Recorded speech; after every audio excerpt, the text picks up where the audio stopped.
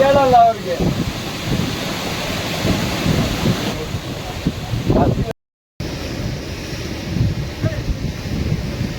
ಅಣ್ಣ ಓ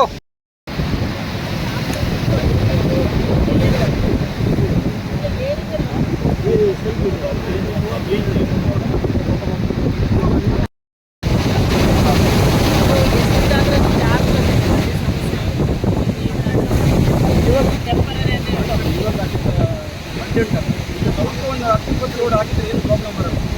ಇದು ಉಳಿಬೋದು ಅಂತ ಏನು ಆಗದಿದ್ರೆ ಉಂಟಲ್ಲ, ಇವತ್ತು ರಾತ್ರಿ ಮುಗಿತದೆ ಅಂತ 100% 9 ಗಂಟೆ ಒಳಗೆ ಮುಗಿತದೆ.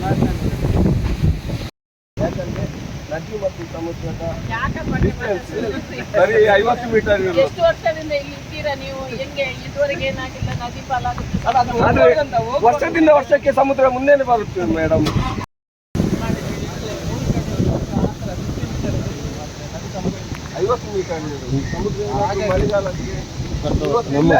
ಅದೇನಾದ್ರೂ ಆ ಭಾಗದಲ್ಲಿ ಆಗಿದ್ರೆ ಇಷ್ಟೊತ್ತಿಗೆ ಎಲ್ಲ ಇದಾಗ್ತದೆ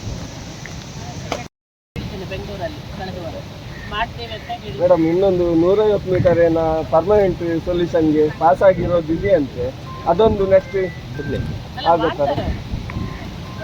ಏನೇ ಮಾಡೋದು ಏನೇ ಪರ್ಮನೆಂಟ್ ಮಾಡಕ್ಕಾಗಲ್ಲ ಈಗ ಮಳೆಗಾಲ. ಅಲ್ಲಲ್ಲ ಈಗಲ್ಲ ಈಗ ಮಾಡಕ್ಕಾಗಲ್ಲ, ಟೆಂಪರರಿ ಕಲ್ಲಾಗಿ ತಡಿಬೇಕಷ್ಟೇ.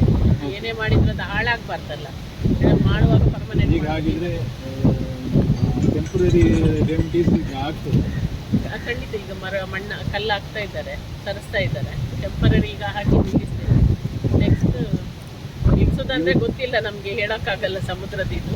ಆದರೆ ನಾವು 150 ಮೀಟರ್ ಯಾವುದೋ ಒಂದು ಸ್ಯಾಂಕ್ಷನ್ 750 ಮೀಟರ್ ಅದೇ ಹೇಳ್ತಾ ಇದ್ದಾರೆ, ಅದು ಗೊತ್ತಿಲ್ಲ. ಅದು ಐಡಿಡಿ ಈಗ ನಾಳೆ ಸೆಕ್ರೆಟರಿ ಮೇಡಮ್ ಬರ್ತಾ ಇದ್ದಾರೆ.